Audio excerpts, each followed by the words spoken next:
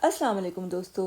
रमज़ान मुबारक की आमद है और अल्हम्दुलिल्लाह हम लोग बड़ी बेचैनी से इस माह का इंतज़ार कर रहे हैं, जिसमें नेकियों का सवाब कई गुना बढ़ा कर दिया जाता है। जो कुरान के नुज़ूल का महीना है, जो बख्शिश और रहमत का महीना है, हमें इस मेहमान का बड़ा ही पुरतपाक इस्तकबाल करना चाहिए, क्योंकि ये मेहमान जो साल में सिर्फ एक बार आता है, पेश बहा तोहफ़े तोहफ़ लेकर आता है। नबी करीम सल्लल्लाहु अलैहि वसल्लम ने फरमाया, जो शख्स रमज़ान के रोज़े ईमान और एहतिसाब के साथ रखे, उसके अगले तमाम गुनाह माफ़ कर दिए जाते हैं, और जो लैलतुल क़द्र में ईमान और एहतिसाब के साथ नमाज में खड़ा रहे, उसके भी अगले तमाम गुनाह माफ़ कर दिए जाते हैं। आम दिनों में तो एक नेकी पर 10 नेकियों का सवाब मिलता है, मगर माह रमज़ान में ये सवाब 70 से 700 गुना तक बढ़ा दिया जाता है। और ये डिपेंड करता है हमारी नीयत पर कि हमने कोई नेकी किस कदर खुलूस नीयत से की है। रमज़ान मुबारक में शयातीन को क़ैद कर दिया जाता है और नेकियां करना हमारे लिए आसान हो जाता है। हमें चाहिए कि जिस हद तक मुमकिन हो हम सहरी, अफ्तारी और ईद की तैयारियां अभी से करके रख लें, ताकि ज़्यादा से ज़्यादा टाइम रमज़ान में इबादत में लगाएं। जब जॉब में हमें ओवर टाइम मिलता है 1.5, तो हम कितने खुश होते हैं। और ये महीना तो पूरे का पूरा ही ओवर टाइम कमाने का है, और वो भी 1.5 नहीं बल्कि 70 से 700 गुना। इस माह में हमें नमाज़ों का खुसूसी एहतमाम करना चाहिए। तमाम नमाज़ें अव्वल वक्त में खुशू और खुजू के साथ पढ़ने की कोशिश करनी चाहिए। कोई भी नमाज क़ज़ा नहीं होने देना चाहिए।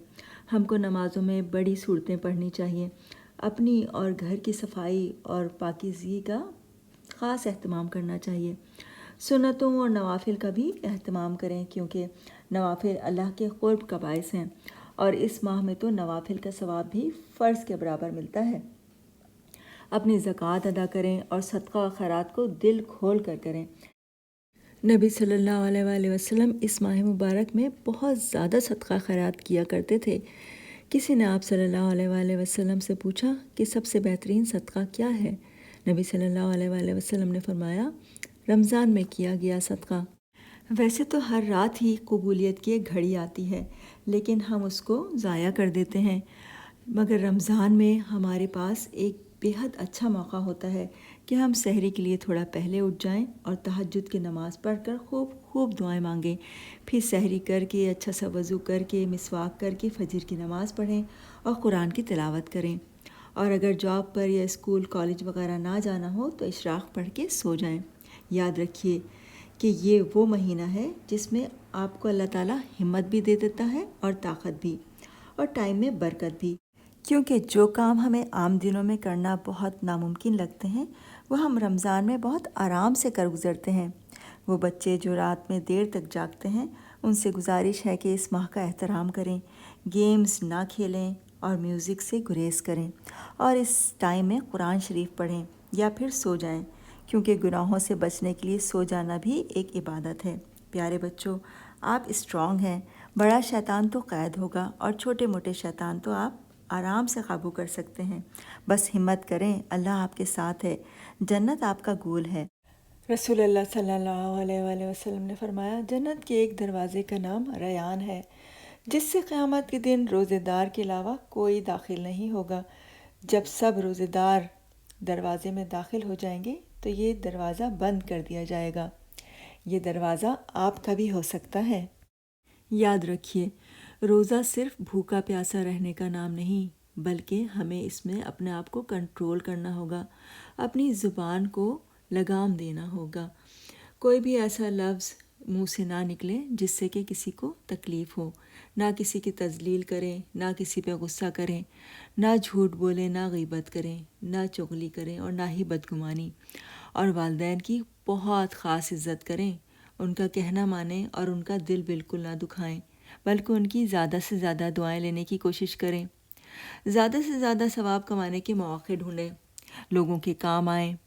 रोज़ा अफ्तार करवाने वाले को भी रोज़ेदार जितना ही सवाब मिलता है।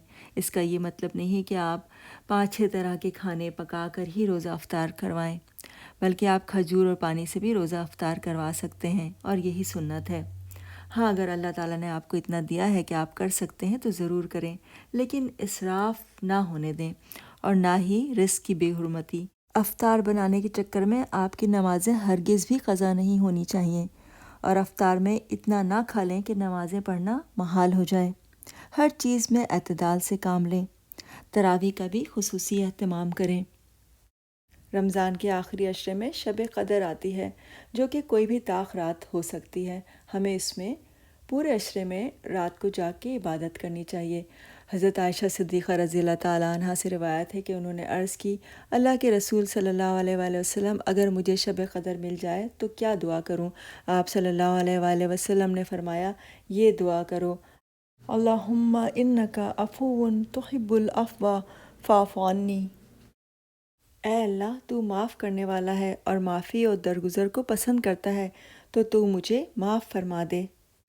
حدیث شریف میں آتا ہے کہ نبی صلی اللہ علیہ وآلہ وسلم نے فرمایا، جو شخص روزے میں جھوٹ بولنا، جہالت کی باتیں کرنا اور ان پر عمل کرنا نہ چھوڑ دے تو اللہ کو کوئی ضرورت نہیں کہ وہ اپنا کھانا پینا چھوڑ دے۔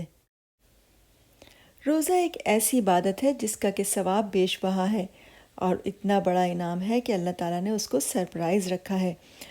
ذرا سوچئے تھوڑی دیر کے لیے کہ اگر دنیا کا کوئی بادشاہ ہم سے کسی گفٹ کا وعدہ کرے تو ہم کتنے اس کے لیے بے چین ہوں گے، نہ کہ کائنات کا مالک جو کہ ہر خزانے کا بادشاہ ہے، اس نے ہم سے روزے کا انعام دینے کا وعدہ کیا ہے، تو ہمیں ضرور بہت اچھی طرح سے اپنے روزوں کو رکھنا چاہیے۔ اللہ تعالیٰ سے دعا ہے کہ یہ ماہ رمضان ہمارے لیے بہت ساری خوشیاں، رحمتیں اور برکتیں لے کر آئے۔ پوری دنیا سے اللہ تعالیٰ اس کرونا وائرس اور اس جیسی دوسری وباؤں کا خاتمہ کر دے۔ تمام اولادیں اپنے والدین کی عزت کریں۔ تمام شادی شدہ جوڑوں کے درمیان اللہ تعالیٰ خلوص اور محبت پیدا کر دے۔ تمام مریضوں کو اللہ تعالیٰ شفا یاب کر دے۔ اللہ تعالیٰ تمام بے روزگاروں کو جائز روزگار عطا فرما دے اور ہماری مسجدوں کی رونقیں پھر سے بحال ہو جائیں۔ چلیں دوستو، پھر انشاءاللہ اگلے پروگرام میں ملتے ہیں۔ تب تک کے لیے اللہ حافظ۔